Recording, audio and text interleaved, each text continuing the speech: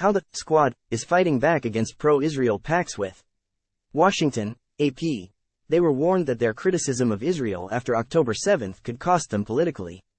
But in the months after the bloody war began between the Jewish state and Hamas, progressives in Congress who have called for a ceasefire in Gaza are seeing record fundraising dollars as they fight to remain in office.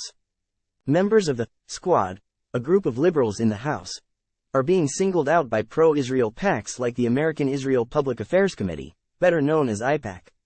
The groups have pledged or planned to spend tens of millions of dollars to try to defeat them in Democratic primaries and the general election this year, turning the otherwise safely Democratic districts into election battlegrounds. The cohort of black and brown lawmakers is facing what they see as an existential threat to their political careers. It's a struggle that raises significant questions about who can be a Democrat in Congress, what positions are permissible about Israel and Palestine, and what role outside groups should have in determining both. Unlike in previous cycles, progressives are being bolstered more and more by Arab American and Muslim groups who are organizing in record numbers to ensure their voices are heard on Capitol Hill. The fact that amidst these AIPAC attacks, amidst us having a viable challenger, we have record-breaking fundraising quarter is because the Muslim community has felt erased and dehumanized throughout this process, Representative Jamal Bowman, DNY, told the Associated Press in an interview last month. AIPAC has defended its track record, telling the AP in a statement that it is entirely consistent with progressive values to stand with the Jewish state, and that the group has a history of supporting members of the Congressional Progressive Caucus. File. Representative Jamal Bowman, DNY, cries while speaking alongside state legislators and faith leaders currently on hunger strike outside the White House to demand that President Joe Biden call for a permanent ceasefire in Gaza on November 29, 2023. A group of progressive lawmakers are fighting back against a multi-million-dollar campaign to push them out of Congress for their vocal opposition to Israel's deadly bombardment of Gaza after the October 7 terrorist attack. AP photo, Nathan Howard. File. Congressional Democrats have long been sensitive about the divisions around Israel, with even lawmakers aligned with AIPAC declining to discuss the situation on the record. Bowman, who is among a group of 19 Democrats who have called for a ceasefire in Gaza, is facing a Democratic challenger backed by AIPAC. The group, which has historically yielded immense clout in Washington, has shifted strategy in the last several years, transitioning from strictly a lobbying organization to helping elect centrist, pro-Israel Democrats. In 2022, it began challenging Democratic incumbents in primaries. Ahead of November, the group and PACs connected to its ethos have once again begun contributing to candidates running against members of the Squad. In addition to Bowman, the Democrats facing challengers include Ilhan Omar of Minnesota, Summer Lee of Pennsylvania and Cori Bush of Missouri, all of whom have not only called for a ceasefire but have demanded an end to U.S. aid to Israel as its bombardment of Gaza is estimated to have killed more than 25,000 Palestinians since October. Progressive groups are closely watching the campaign as they track the unprecedented flow of money into congressional district races at a level usually seen for battleground Senate seats. In 2022, AIPAC spent around $27 million targeting progressive candidates. Its war chest this cycle is expected to be more than twice that amount. In the last quarter alone, the group was the largest donor to George Latimer, Bowman's opponent in the Democratic primary. AIPAC gave the Westchester County executive more than $600,000, representing more than 40% of his $1.4 million in contributions so far, according to campaign finance reports filed Wednesday. Bowman, meanwhile, managed to raise more than $730,000 in total last quarter, the majority of which his campaign says came from grassroots Arab and Muslim groups and individual donors.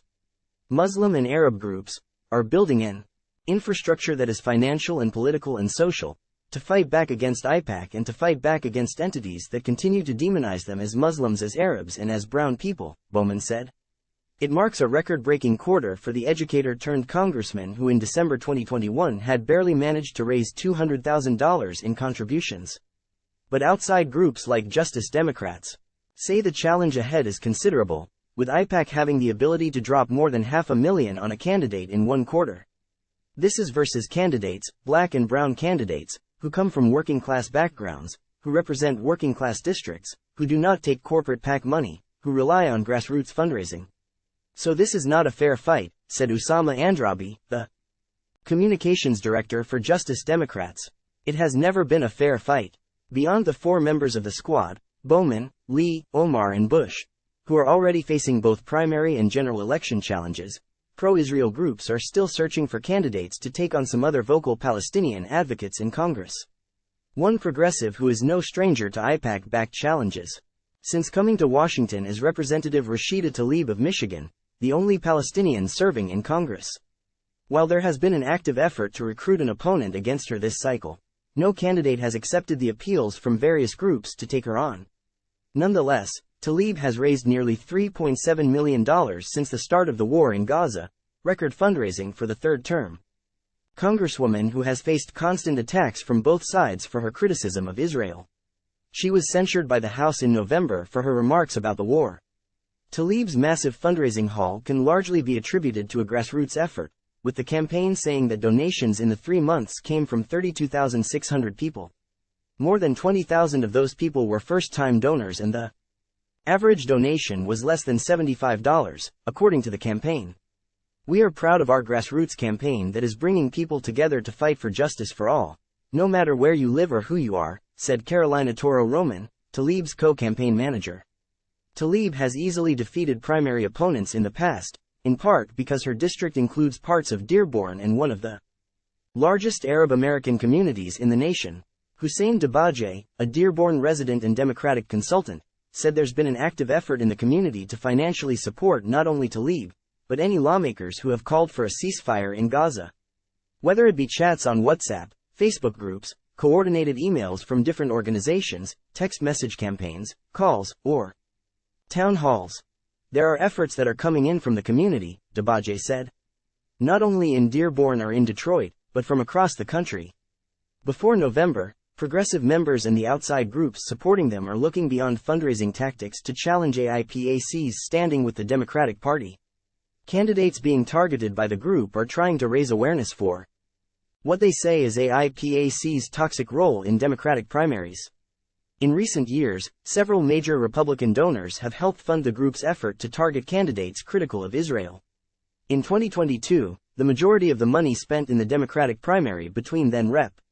Andy Levin and Representative Haley Stevens in Michigan came from GOP donors. After the last Israel-Hamas war in 2021, Levin, a self-proclaimed Zionist and former synagogue president, renewed his calls for a two-state solution between Israel and Palestine. That, in addition to redistricting in Michigan, resulted in a perfect storm against Levin, who faced an organized campaign by AIPAC that would funnel an unprecedented amount of money, over $4 million, to Stevens, a centrist, pro-Israel member. Stevens won the primary, helping push Levin and his vocal criticism of the Jewish state out of Congress.